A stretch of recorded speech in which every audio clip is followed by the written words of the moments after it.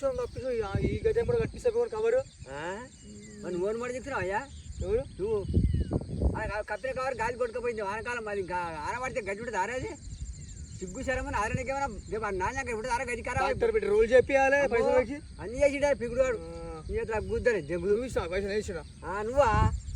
సుడికి తీసుకొచ్చి ఇచ్చావు పైసలు తీయొచ్చా నువ్వు కట్ట కట్ట తీయొచ్చాడు